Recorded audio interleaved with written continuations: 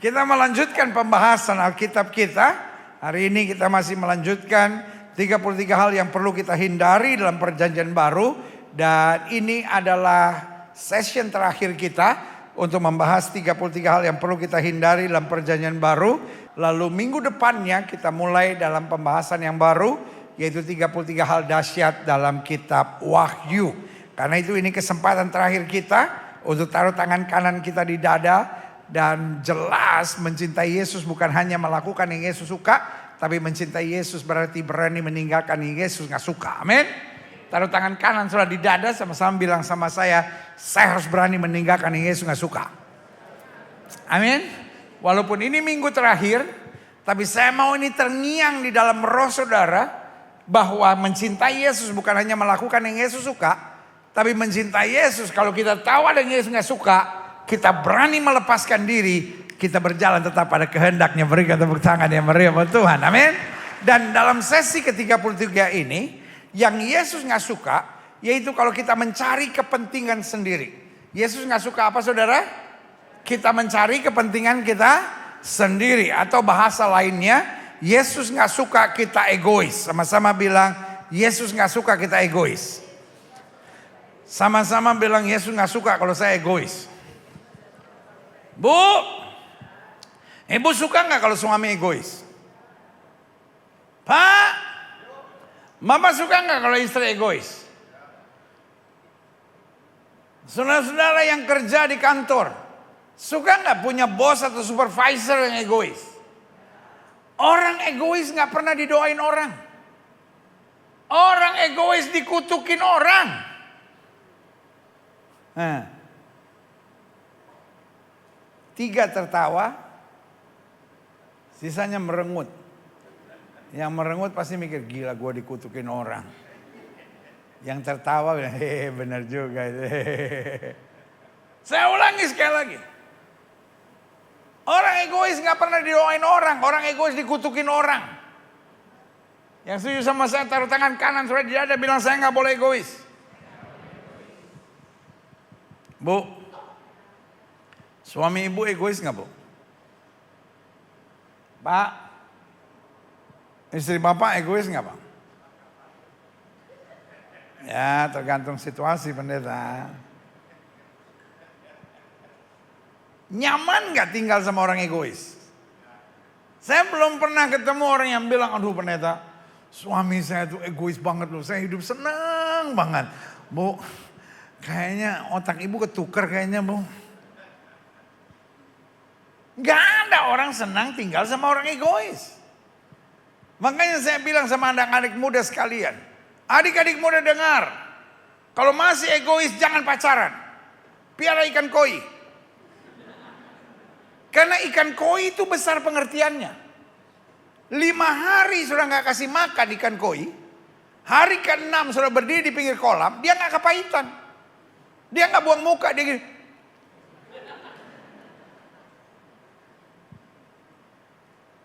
Makanya orang egois jangan pacaran. Karena kalau sudah pacaran, sudah nyakitin anak orang. Coba tanya sama bapak lu tuh yang udah kawin sama bini egois tuh, betapa menderitanya hidupnya.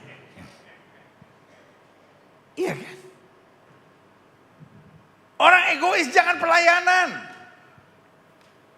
Karena orang egois di pelayanan pasti dia bikin kacau. Dimanapun orang egois ada, pasti yang ada kekacauan. Makanya Alkitab dengan tegas berkata, jangan mementingkan diri sendiri. Karena anak Tuhan, dia bukan mencari kepentingannya. Anak Tuhan dia mencari kerajaan Allah serta kebenarannya, maka semuanya akan ditambahkan dalam hidupnya. Yang setuju berikan tepuk tangan yang meriah buat Tuhan. Ini yang kita mau belajar hari ini. Buka Alkitab kita sama-sama.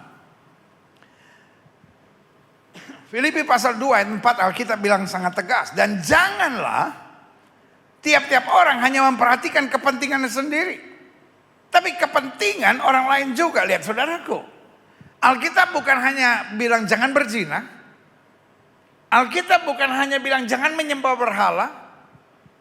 Alkitab bukan hanya mengajar jangan membunuh. Alkitab bukan hanya mengajar jangan mengucapkan saksi dusta atau jangan berdusta. Tapi Alkitab juga bilang janganlah tiap-tiap orang hanya memperhatikan kepentingannya sendiri. Tapi kepentingan orang lain juga. Hendaklah kamu dalam hidupmu bersama menaruh pikiran dan perasaan yang terdapat juga dalam Kristus Yesus. Makanya Paulus bilang, kami memiliki pikiran Kristus. Dalam hidup saya percaya, Yesus bukan hanya perlu dipercayai, tapi Yesus juga harus diteladani. Sama-sama bilang sama saya bukan hanya harus percaya Yesus saja, tapi saya juga harus meneladani Kristus. Setuju? Ada nggak orang yang percaya Yesus tapi tidak meneladani Kristus? Ada nggak orang yang percaya Yesus tapi berzina? Ada nggak orang yang percaya Yesus tapi korupsi? Ada nggak orang yang percaya Yesus tapi kasar sama orang? Ada nggak orang yang percaya Yesus tapi hidupnya curigaan, khawatir, terus menerus? Ada nggak? Ada banyak orang yang percaya Yesus tapi tidak meneladani Kristus. Sama-sama bilang sama saya bukan hanya harus percaya Yesus, tapi saya harus meneladani Kristus. Saya mau saudara deklarasikan sampai saudara ngerti bahwa hidup Kristen bukan hanya percaya Yesus, tapi hidup Kristen yang sejati setelah saya percaya Yesus, saya meneladani Kristus. Katakan amin. Saudara-saudara yang setuju ketika live chat saudara, hidup Kristen bukan hanya percaya Yesus, tapi juga meneladani Kristus. Jemaat Gereja Bethel Indonesia Glow Fellowship Center, jemaat yang olehnya Tuhan percayakan untuk saya gembalakan. Saudara yang ada di gereja maupun saudara di rumah, doa saya, saudara bukan hanya percaya Yesus, tapi saudara meneladani Kristus. Karena ayat ini bilang apa? Coba lihat ayat ini. Hendaklah kamu dalam hidupmu bersama. Di sini jelas, bukan hanya percaya, tapi menaruh pikiran dan perasaan yang terdapat juga dalam Kristus Yesus. Yang walaupun dalam rupa Allah, tidak menganggap kesetaraan dengan Allah sebagai milik yang harus dipertahankan. Antar jemaat, kalau istilah hari-hari sekarang, jangan jaim. Jangan apa saudara? Jaim. Dia Allah. Tapi dia tidak menjadikan kealahan sebagai milik yang harus dipertahankan. Ayat 7 bilang apa? Melainkan telah mengosongkan dirinya sendiri dan mengambil rupa seorang hamba dan menjadi sama dengan manusia. Kekristenan Tuhan menjadi sama dengan manusia. Orang dunia sekarang manusia pengen jadi Tuhan. Kan banyak serangan kepada orang Kristen kan? Allahnya orang Kristen, masa Tuhan jadi sama dengan manusia? Siapapun yang mempersoalkan Tuhan menjadi sama dengan manusia, otaknya kurang seon. Karena sama sekali gak ada susahnya Tuhan menjadi manusia. Saya mau tanya sama semua orang yang menyerang kekristenan dan bilang Allahnya orang Kristen menjadi sama dengan manusia. Pertanyaan saya, susahnya di mana? Mikir. Tuhan mau jadi apa saja bisa. Amin. Masa Tuhan gak mampu menjadi manusia? Kalau Tuhan gak mampu jadi manusia, dia bukan Tuhan. Kalau firman-Nya tidak mampu menjadi daging dan diam di antara kita, dia bukan Tuhan. When we call him God, nothing is impossible for him. Amin. Tuhan menjadi manusia bukan sesuatu yang repot. Tapi zaman sekarang yang repot, manusia pengen jadi Tuhan. Saya suka dengar gak orang bilang gini, kalau gue udah bilang enggak, tetap ya, gue gak mau berubah-berubah. Udah kayak Tuhan dia. Langit dan bumi boleh lenyap, tapi firmanku tidak pernah berubah. Bu, kalau suami ibu ngomong begitu, sembah dia bu. Dalam roh dan kebenaran. Iya kan? Orang sekarang manusia tapi mau jadi Tuhan. Gak mau ditegur. Gak mau dikritik. Kalau dikritik ngambek. Kalau dikritik ngamuk. Kalau dikritik...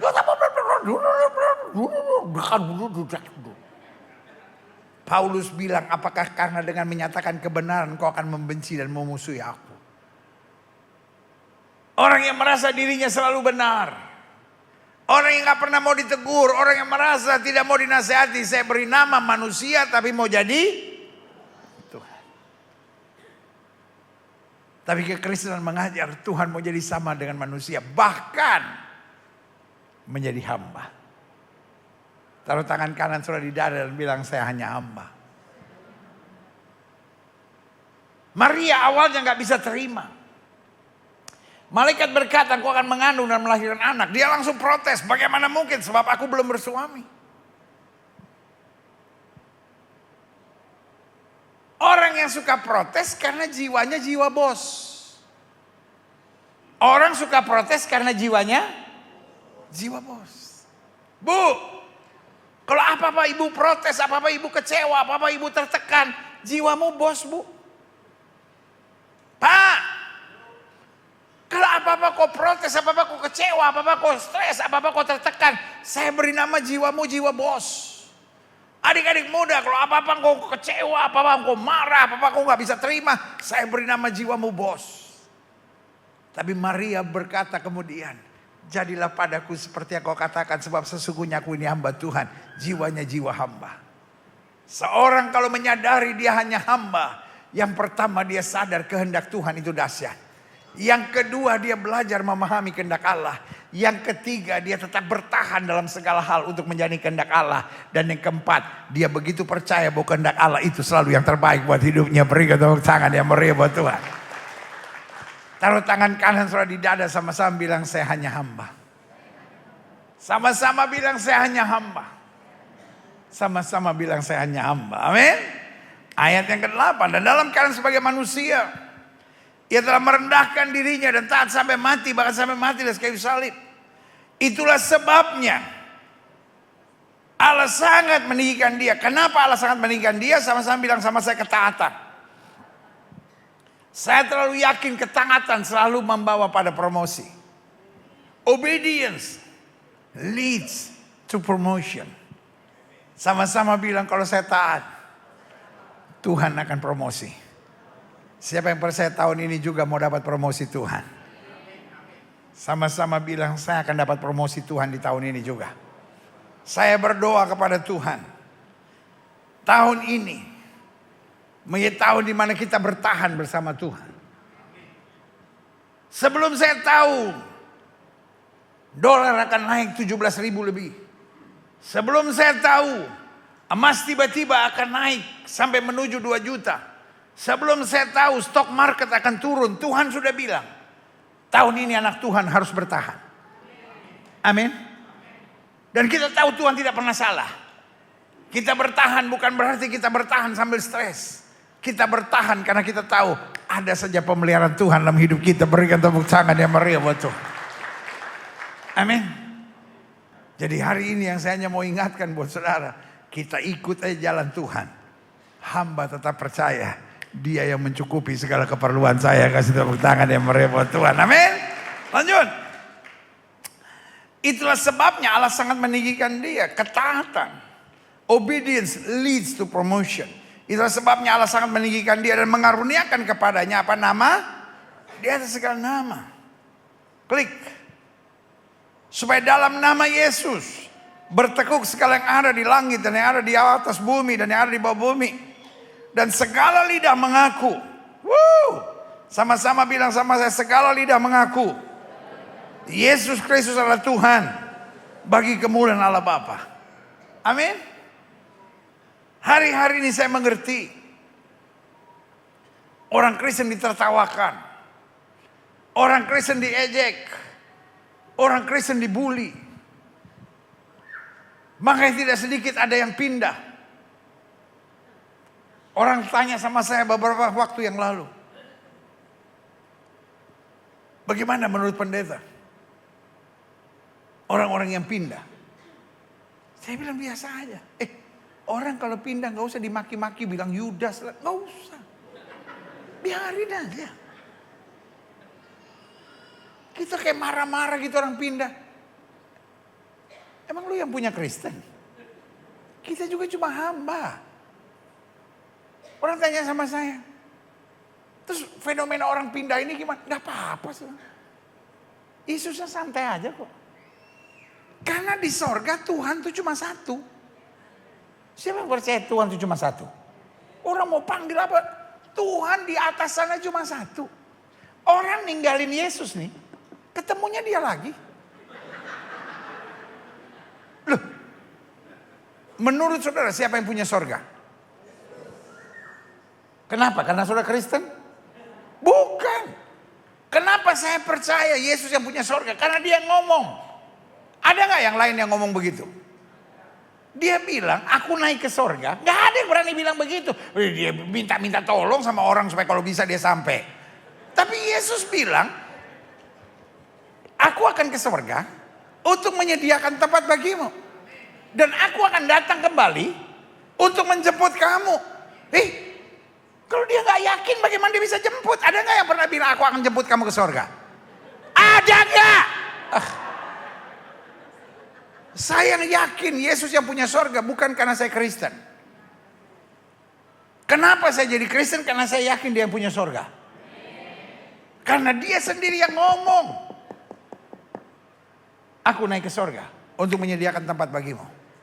Aku akan datang kembali untuk menjemput kamu. Supaya di tempat di mana aku berada, kamu akan berada sampai selama-lamanya. Katakan amin. Buat saya orang pindah gak apa-apa. Gak apa-apa. Nanti di depan sorga, ya dia gak tahu ya. Ya. Kan Petrus tuh yang jaga tuh di depan kan, Petrus yang jaga tuh. Pasti dah, saya pasti tahu lah, udahlah saya pasti tahu lah. Ya kan? Kan dia yang jadi Imam Mahdi, dia yang jadi hakim. Dan dia punya hak, cuma dua yang dia ngomong. Mari masuk ke hambaku yang baik. Kira-kira yang nyembah Yesus diusir gak? Kan dia bos. Kan dia yang hakim. Nah, Petrus, waduh dia.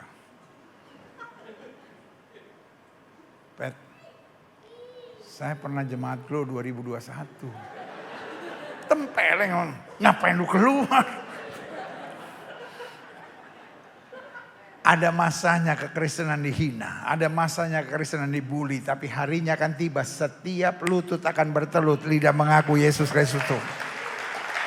Saya cuma mau bilang sama saudara, apapun yang terjadi, sekali Yesus, selama-lamanya Yesus. Amin. Orang tanya sama saya, terus kalau orang pindah gimana? Murtad dia. Saya bilang enggak. Jadi kalau orang pindah, anak hilang. Dia lagi cari. Kan orang cari gak usah diomelin, gak usah dikutukin, dia lagi cari. Kalau dia sungguh-sungguh cari, Alkitab bilang orang yang mencari akan mendapatkan. Amin. Kecuali yang pindahnya karena perempuan. Karena kedudukan. Itu namanya tukar Yesus. Tapi orang yang mencari akan mendapatkan. Satu yang saya tahu. Harinya akan tiba. Setiap lutut harus bertelut. Setiap lidah harus mengaku Yesus Kristus Tuhan. Sama-sama bilang apapun yang terjadi. Saya mau setia pada Kristus. Berikan tepuk tangan yang meriah buat Tuhan. Nah, saya pelajari selanjutnya. Klik. Dunia modern ini secara jujur harus kita terima sebagai dunia yang egosentris. Betul? Tahun 70-an, tahun 80-an lah. Di rumah kita cuma ada satu TV. Bukan cuma satu TV, satu channel pula. Setiap jam 8, Garuda Pancasila, akulah pendukungmu. Ya udah kita semua harus denger itu. Setiap jam 9, dunia dalam berita. Yasir dan Has. Itu? Malam takbiran. Almarhum Titi Puspa. Satu Indonesia nonton yang sama. Tapi zaman sekarang. Kita semua duduk di ruang TV yang sama. Lima-limanya pegang handphone, nonton yang berbeda.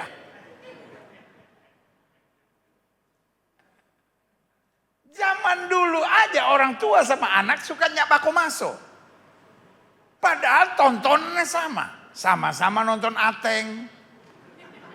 Sama-sama nonton Bagio. Sama-sama nonton Bokir. Agak modern dikit Jojon. Itu aja masih banyak ketidaksepakatan. Apalagi sekarang.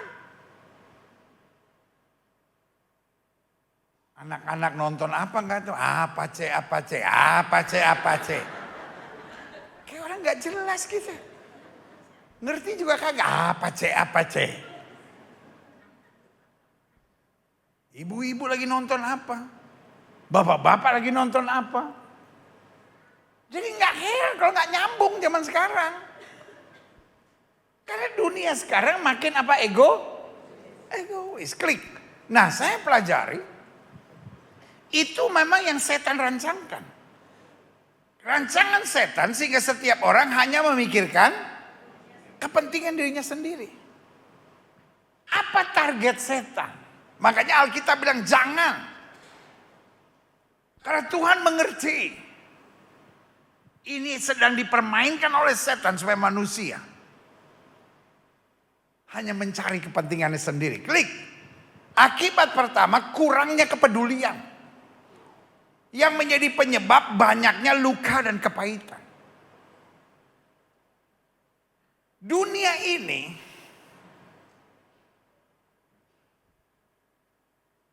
seperti sedang berputar menurut maunya orang.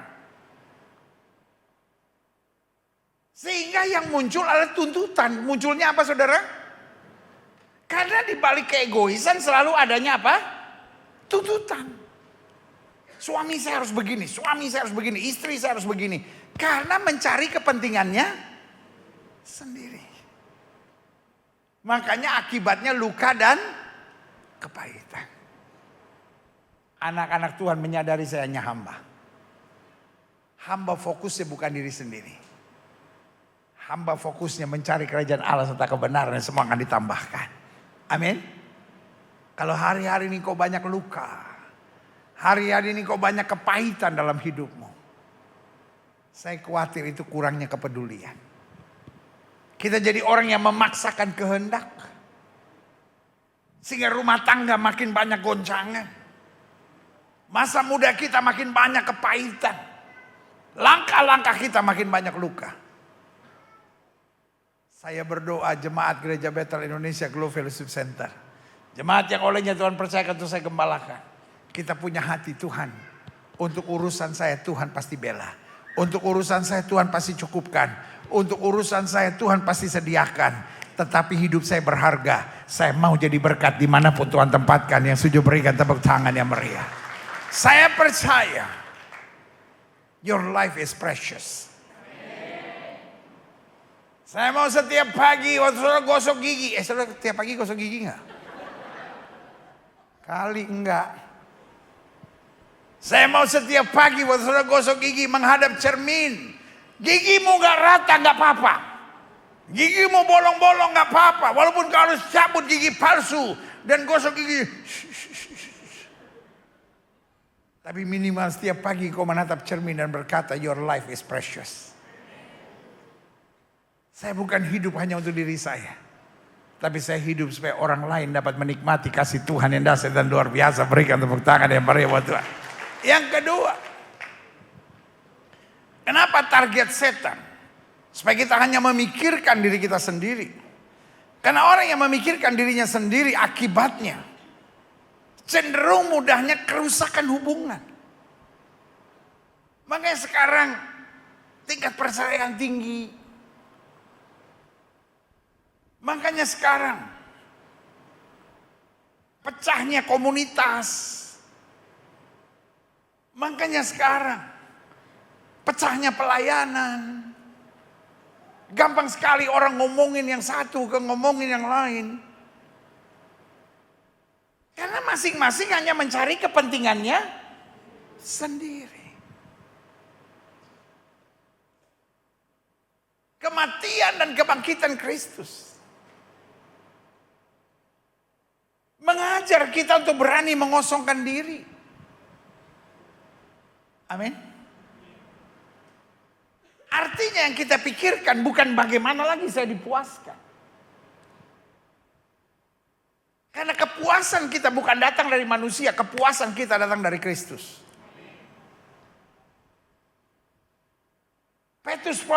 Paulus protes sama Tuhan. Dia bilang ada utusan iblis yang mengecoh aku. Dan ini gambaran dunia modern hari-hari ini. Suami merasa istrinya menyakiti, istri merasa suaminya menyakiti. Orang tua merasa beban hidupnya berat, semua orang merasa beban hidupnya berat. Tapi Yesus bilang cukup kasih karuniaku. Karena justru lewati beban-beban yang berat, di situ ada anugerah Tuhan bagiku. Berikan tepuk tangan yang meriah buat Tuhan. Itu sebabnya Tuhan mau yang pertama, kita menyadari kita hamba. Karena saya hamba, saya bersyukur. Karena saya hamba, saya belajar mengerti. Karena saya hamba, saya belajar memahami. Yang kedua, saya harus belajar mengosongkan diri. Sehingga hidup ini bukan hanya penuh dengan kecurigaan-kecurigaan yang membuat saya merasa tertekan. Dan akhirnya yang ada, sungut-sungut. Yang ada jiwa komplain. Tapi orang yang mengosongkan diri adalah orang yang bersyukur. Karena dia percaya betul. Segala berkat Tuhan sediakan dahsyat dan luar biasa. Yang setuju katakan amin. Yang ketiga saya pelajari. Setan mau kita hanya memikirkan kepentingan diri kita sendiri. Yang pertama, karena itu akan mengakibatkan kurangnya kepedulian yang menjadikan penyebab banyaknya luka dan kepahitan. Jawabannya kita harus menjadi hamba. Sama-sama bilang saya sadar saya hamba. Yang kedua, kenapa setan mau kita memikirkan kepentingan diri kita sendiri? Karena ini dapat merusak hubungan di mana-mana. Kuncinya kita belajar mengosongkan diri. Biar bukan kehendakku yang jadi, melainkan kehendakmu lah yang terjadi. Dan yang ketiga, cenderung mudahnya terserang fenomena kesepian. Karena ketika orang hanya mencari kepentingannya sendiri, dia melihat semua orang di sekitarnya itu bagian dari kompetisi. Dia tidak melihat itu bagian dari komunikasi yang indah. Dia tidak bisa melihat sebagai bagian dari komunitas yang menyenangkan. Tapi selalu yang dia lihat adalah bagian dari kompetisi. Kenapa? Karena orang yang mencari kepentingan dan keuntungannya sendiri tidak akan pernah puas. Bu, suami ibu buat apapun ujung-ujungnya ibu pasti kurang puas. Lalu kemudian ibu cari pembandingnya. Kenapa? Karena ibu tidak pikir bagaimana jadi berkat. Yang ibu pikirkan bagaimana dia berbuat lebih lagi buat saya. Dan akhirnya kau merasa sebagai orang yang tertekan, orang yang terzolimi, orang yang gak dikasihani. Yesus di atas kayu salib ditinggalkan semuanya. Yesus gak bilang lu semua cekap sama gue. Tapi dia bilang, Bapa ampunilah mereka. Sebab mereka tidak tahu apa yang mereka perbuat. Hidup Kristen bukan hidup yang kesepian. Hidup Kristen adalah hidup yang beruntung. Terima kasih buat 3 orang yang bilang amin. Hidup Kristen bukan hidup yang kesepian. Hidup Kristen hidup yang beruntung. Kalau hari ini sudah merasa suamimu salah.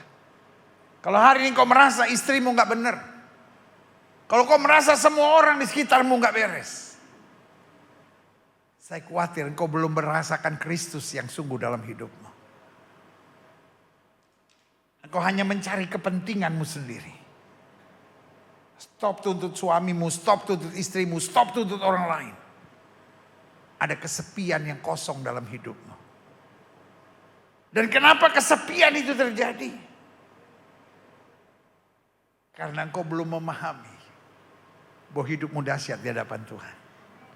Engkau disertai, engkau dibimbing, engkau dikuatkan, engkau dibela. Dalam segala keadaan Tuhan akan menyatakan kemuliaannya dahsyat bagi hidupmu. Berikan tepuk tangan yang meriah. Saya mau setiap kita membereskan kehidupan kita.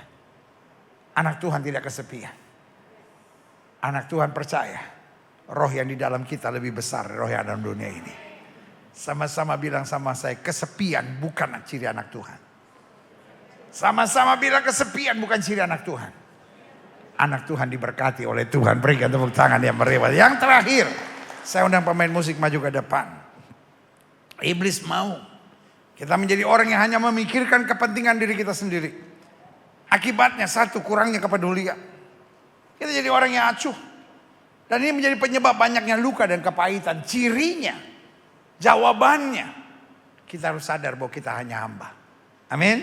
Yang kedua, cenderung mudahnya kerusakan hubungan. Perpecahan, kekacauan terjadi di mana-mana. Rasa tertekan, rasa berontak. Jawabannya, pastikan kita belajar seperti Kristus mengosongkan diri. Yang ketiga, cenderung mudahnya terserang fenomena kesepian. Karena gak menyadari tanggung jawab. Tapi yang dia pikirkan, hanya apa yang saya dapatkan. Anak Tuhan adalah anak yang bersyukur karena selalu tahu Tuhan selalu menyediakan yang terbaik. Dan yang keempat, yang terakhir. Iblis mau kita hanya memikirkan kepentingan diri kita sendiri. Sehingga hadirnya ketidakpuasan. Akibat ekspektasi yang terlalu tinggi. Dan akibatnya memicu apa? Stres dan ketertekan. Kematian Kristus menyadarkan kepada kita rancangan Tuhan sempurna. Ya, setuju sama saya, rancangan Tuhan buat saya sempurna. Bu, jangan punya ekspektasi yang terlalu tinggi. Hidup ini kuncinya taat. Hidup ini kuncinya taat. Hidup ini kuncinya taat. Hidup ini kuncinya taat. Hidup ini kuncinya taat. Hidup Kristen gak usah aneh-aneh. Hidup Kristen gak usah terlalu banyak ekspektasi. Karena janji Tuhan bilang, kalau saya setia dalam perkara kecil, Tuhan berkati saya dalam perkara yang lebih besar. Hari-hari ini kita gak tahu apa yang ada di depan kita. Tapi yang saya tahu, orang taat tidak akan pernah dipermalukan Tuhan. Orang taat tidak pernah akan dikecewakan Tuhan. Orang taat mau coba dicurangin, dibully, dijahati. Tapi orang taat akan berjalan terus sampai dia melihat janji-janji Tuhan tergenapi. Berikan tepuk tangan yang meriah. Saya undang kita semua bangkit berdiri. Kita datang pada Tuhan. Sekali Yesus, selamanya Yesus. Harapanku takkan hilang karena kasih-Nya.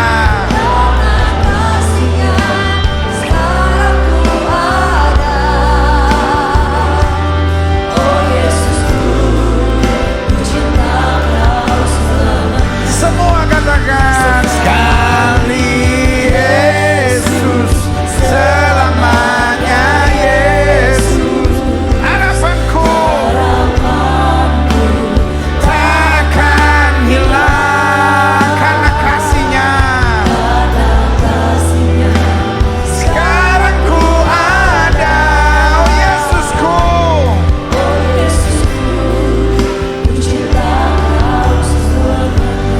Musik main dengan sangat lembut. Setiap mata terpejam, setiap kepala tertunduk, setiap hati terangkat pada Tuhan. Hidup Kristen bukan hanya percaya pada Yesus, tapi hidup Kristen harus meneladani Kristus. I know you love Jesus so much.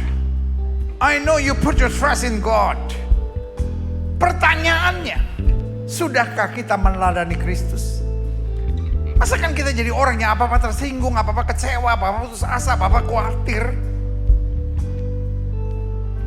Boleh nggak kita menaruh perasaan dan pikiran seperti yang terdapat dalam Kristus? Jika itu doamu, taruh tangan kananmu di dada, bilang, Tuhan ajar aku untuk meneladani Kristus. Jangan cari kepentingan diri kita sendiri. Segala yang kita butuhkan Yesus pasti sediakan. Segala yang kita gak mampu Yesus pasti bereskan. Segala yang kelihatannya berat Yesus pasti akan nyatakan kemuliaannya. Boleh gak kita belajar taat aja dulu? Taat aja dulu. Setiap ketaatan akan disertai dengan promosi yang luar biasa dari Tuhan. Jika itu doamu, taruh tangan kananmu di dada. Tuhan, sadarkan aku hanya hamba. Tuhan, sadarkan hidup ini bukan soal apa yang saya bisa terima, tapi apa yang saya bisa bagikan. Makin saya banyak menuntut, makin saya banyak kecewa dalam hidup ini. Makin saya rasa kosong dan kesepian. Tapi makin saya bergerak untuk Tuhan, makin saya menyadari my life is so precious.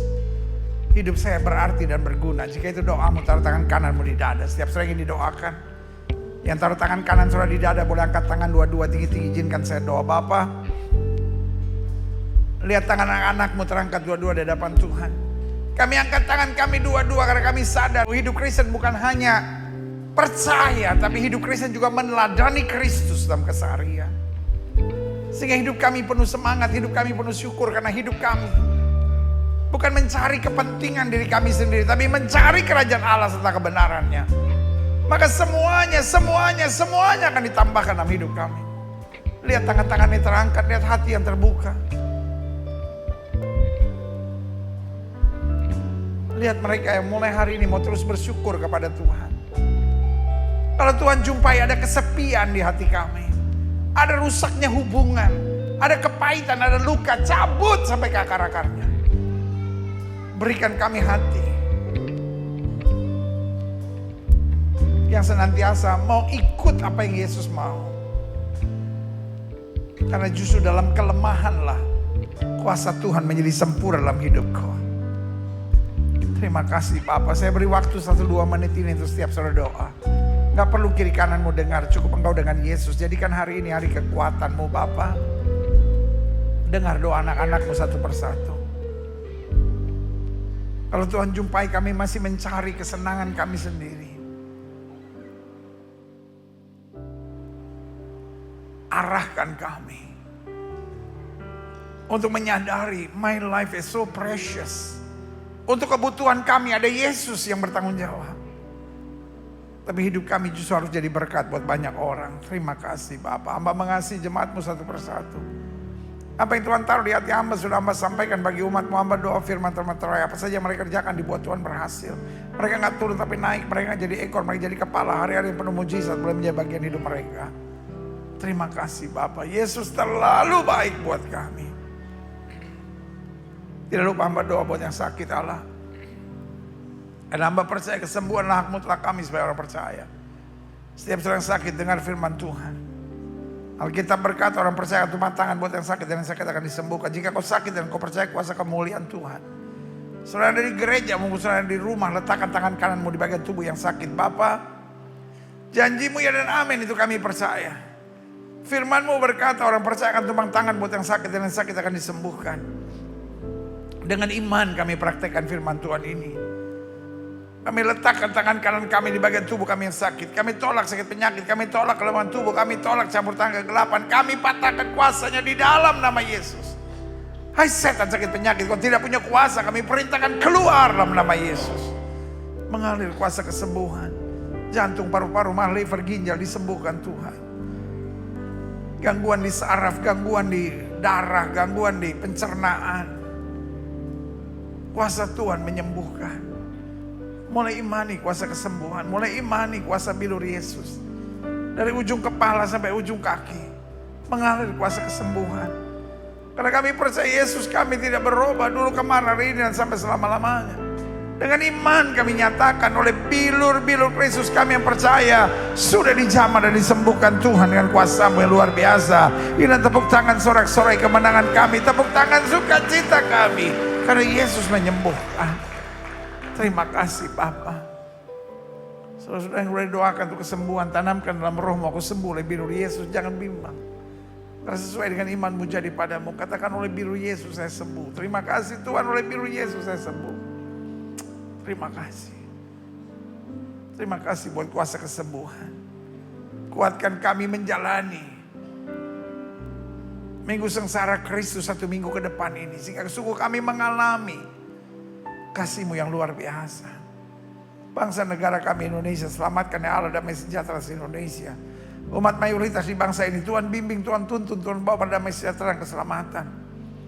Bapak Presiden, Wakil Presiden, para menteri, pejabat di pusat dan di daerah, para gubernur, para wali kota, para bupati, para polisi, para tentara, Kapolri dan Panglima TNI. Bapak, jaga para pemimpin dan aparat penegak hukum di bangsa kami dan kasih dan kuasa-Mu. Program-program pemerintah, peraturan-peraturan pemerintah yang baik, yang menjangkau banyak orang dan mendatangkan kesejahteraan. Tuhan buat berhasil semuanya.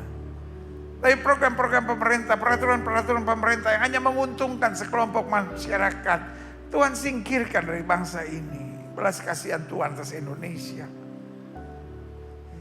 Berikan kepada para pemimpin dan aparat penegak hukum di bangsa kami hati yang takut akan Tuhan, hikmat surgawi. Sehingga apa saja yang mereka kerjakan dibuat Tuhan berhasil. Indonesia makin hari makin baik, Indonesia makin hari makin maju. Kalau Tuhan jumpai ada kutuk, ada kuasa kegelapan, ada permainan dukun, paranormal di bangsa ini, hancurkan oleh kuasa darah-Mu. Rancangan kerusuhan, rancangan kekacauan, rancangan adu domba, Tuhan patahkan dalam kemuliaan Tuhan. Bahkan kalau Tuhan jumpai ada permainan politik yang penuh dengan kebencian, saling balas membalas, Tuhan singkirkan dari bangsa ini. Karena kami percaya Indonesia ada di hatinya Tuhan. Apa saja yang Tuhan mau atas Indonesia pasti jadi. Apa saja yang Tuhan tidak mau atas Indonesia tidak akan jadi. Gereja-gereja di mana-mana tempat Tuhan bela dan nyatakan kemuliaan-Mu. Gerejamu di tempat ini, Gereja Bethel Indonesia Glow Fellowship Center, Tuhan pakai terus untuk menegakkan kerajaan Allah dalam kebenaran, kasih, dan akhirnya setiap kami yang menerima firman Tuhan, kami diarahkan untuk tidak mencari kepentingan diri kami sendiri, tapi kami mencari kerajaan Allah serta kebenarannya. Sehingga dengan semangat menuntaskan amanat agung Kristus, pergi beritakan Injil pada setiap makhluk. Di dalam nama Yesus kami berdoa dan kami siap menjadi pelaku-pelaku firman. Yang siap jadi pelaku-pelaku firman, sama-sama kita katakan amin. Beri tepuk tangan yang meriah buat Tuhan. Silahkan duduk. Tuhan memberkati Bapak Ibu Saudara sekalian. Haleluya. Kitalah orang-orang berbahagia itu, karena orang-orang berbahagia ada orang menerima firman dan mempraktekannya dalam kehidupan sehari-hari. Haleluya, puji Tuhan.